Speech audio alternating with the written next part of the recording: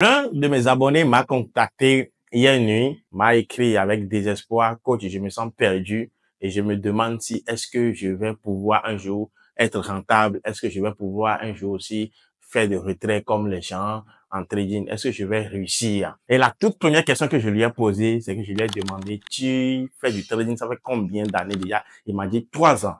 Et la question qui a suivi, c'est que est-ce que tu es bon? Voilà. Ça, c'est la vraie question. Est-ce que vous êtes bon? Parce que pour rentabiliser en trading, il faut être bon. Et comment il faut être bon? Il m'a demandé si, mais coach, j'ai pas compris comment. Je suis bon comment? Il dit, est-ce que tu reconnais le vrai combat en tant qu'un trader? Est-ce que tu sais, en tant qu'un trader, ce qui doit être ta préoccupation? Voilà. Donc, lorsque vous n'êtes pas bon, vous ne pouvez pas rentabiliser en trading. Et être bon, c'est reconnaître son combat, reconnaître son chemin, reconnaître ses préoccupations, ce qui doit être fait, ce qui est possible en trading. C'est reconnaître ce qui est possible. Je lui ai demandé, est-ce que tu es bon? Il n'a pas compris, j'ai dit. Être bon en trading, c'est reconnaître ce qui est possible. Ce qui est possible en tant que trader. Le rôle en tant que trader. Le reste, tout le reste, c'est du n'importe quoi. C'est du n'importe quoi. Et bon, voilà. Être bon, reconnaître ce qui est bon, c'est quoi? La première des choses que vous devez connaître, c'est quoi? Simplement, vous devez savoir que quand on est un trader, le mythe qui est sur les réseaux sociaux qui dit, oui, partir d'un compte de $10 pour 20 000 $, partir d'un compte de 1 000 $ pour 40 000 $, partir d'un compte de 10 $ pour 3 000, 2 000 $. Ce sont des mythes. Ce ne sont pas des choses qui sont possibles en trading. Parce que lorsque vous allez essayer, vous allez vous lancer dans ça. OK, je vais vous lancer dans un challenge de partir d'un compte de 1 000 $ pour même 5 000 $. Vous commencez par prendre le risque et tout. Vous allez voir que sur l'année, combien vous allez réussir à partir d'un compte de 1 000 $ pour aller à 5 000 $. Sur l'année, combien? Combien de fois vous allez réussir ce challenge-là? Et la plupart des cas, vous allez perdre plus de 1 000 $ que vous l'aurez réussi de 1 000 $ pour aller à 5 000 $. Ça, je vous le rassure. Donc, lorsque vous ne connaissez pas votre combat, c'est sûr que vous ne pouvez pas bouger en trading. Vous allez tourner en rond, oui, mais pas vraiment bouger, dire j'ai fait fortune, non. Je connais personne qui a fait fortune en trading en adoptant cette méthode-là, méthode de partir d'un petit compte pour aller à un grand compte. Alors, à moins que vous voulez construire quelque chose, vous voulez construire quelque chose. OK, moi, je voulais construire mon propre capital. J'ai un compte de 1 000 $ et je vise le long terme. Je fais le pourcentage, je risque un peu, je fais le pourcentage. Mais ça, là aussi, bon, c'est des choses, vous allez clouer, mais c'est pas vraiment ça. Donc, vous devez savoir reconnaître le combat et les choses qui sont possibles en trading. Reconnaître les choses qui sont possibles en trading, c'est là, c'est en ce moment que vous commencez maintenant par vivre du métier. C'est en ce moment que vous commencez par reconnaître maintenant si vous n'êtes pas en train d'évoluer ou bien si vous êtes en train d'évoluer. Mais lorsque vous serez dans le mauvais combat, vouloir faire partie de 100 $ à 2 000, 3 000, 4 000, partie de ça va réussir quelquefois. OK. Lorsque vous êtes dans ces choses-là, vous devez savoir que vous n'êtes pas encore de faire du bon trading jusqu'à ce qu'on peut déjà commencer par évaluer les niveaux et tout. Non. Parce que émotionnellement, on ne sent pas le progrès. On ne peut pas sentir le progrès lorsque vous évoluez comme ça. Quelqu'un qui a 1 000 $ réduit maintenant, et puis il voulait essayer, il a perdu les 1 000 $. Il a perdu une fois, deux fois, et peut-être une seule fois est passé. Est-ce que celui-là, maintenant, on peut l'évaluer? Est-ce qu'on peut vraiment l'évaluer sur sa compétence et sa manière d'évoluer? Non. Mais par contre, quelqu'un qui a quand même parti d'un compte de 5 000 $, aujourd'hui, il faut prendre pas les profits. Si je parle de capital de 5 000 $, que je n'ai pas dit de nécessairement prendre pas votre propre argent. OK. Quelqu'un qui part par le compte de 5 000 $ maintenant, tout de suite maintenant.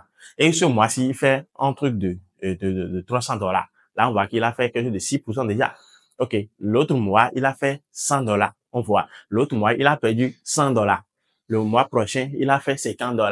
L'autre mois, il a perdu peut-être 50 $ encore. Et l'autre mois, il a fait 200 $ et 150 $, ainsi de suite. Là, on peut l'évaluer plutôt. On peut connaître son évolution. On peut voir, on peut essayer d'analyser et de comprendre son évolution en termes psychologiques et stratégiques.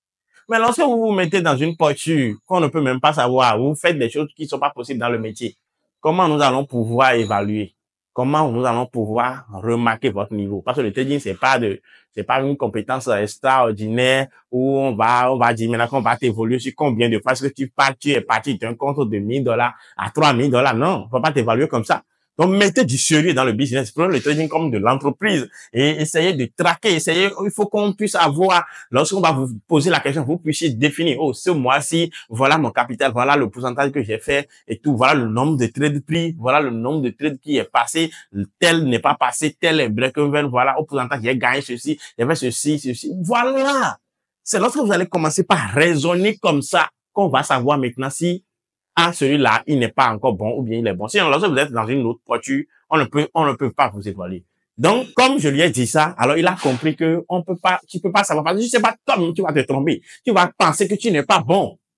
Parce que du fait que tu veux passer d'un petit compte automatiquement, que tu veux aller à un grand compte, que tu t'es fixé dans la tête, directement, tu vas faire du n'importe quoi. Et peut-être que tu es bon, mais c'est la posture que tu prends, c'est la manière dont tu fais, c'est parce que tu te donnes aux activités ou bien aux choses qui sont pas possibles dans le domaine. Là, on ne peut pas savoir si tu es bon ou pas. Voilà. Donc, cette année, tu dois commencer par te poser des bonnes questions. Évolue comme cela se doit. Prends un compte de 10 000 $. Prends un compte de 5 000 $. Commence par évoluer. Si prête à Dieu, en 3 mois, 4 mois, tu vas le valider. Tu le valides, tu continues sur le même posture. Tu vas continuer sur le même posture. Tu fais 200 $, 300 $. Au moins l'année là, tu peux finir quelque chose à 2 000 $.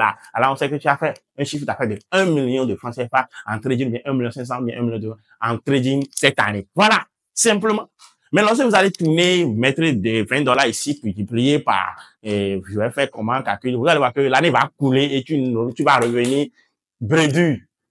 L'année va couler rapidement, tu vas revenir bredouille. Ça, c'est la réalité. Mais lorsque tu vas progresser normalement, essayer de mettre de l'ordre, avant la fin de l'année, au moins, tu vas regarder en arrière, tu vas voir que tu as gagné quelque chose. Même quelqu'un qui commence maintenant avec un compte de 10 000 $ ou bien avec un compte de 5 000 $, il commence par, il a une stratégie, sa psychologie, il gère tout ça. Comme ça, il commence par mettre maintenant mes vidéos entre contrôler sa psychologie, faire choses là.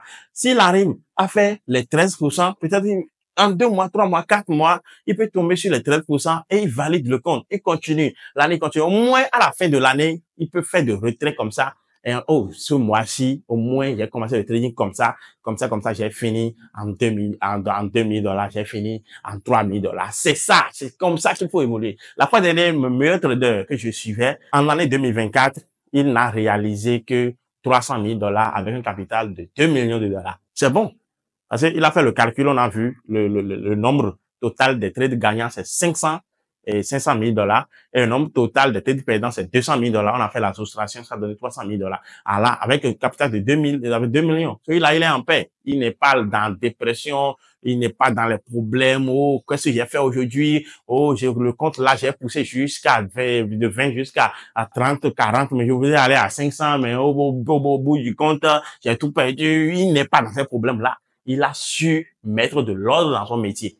S'il y a des coachs qui publient des choses n'importe comment, supprimez-les, ne les suivez pas parce que à la fin du compte, vous allez voir que vous n'avez pas bougé. L'année va finir, vous n'avez pas bougé. Commencez par vous poser des bonnes questions. On se retrouvera pour une nouvelle vidéo très bientôt.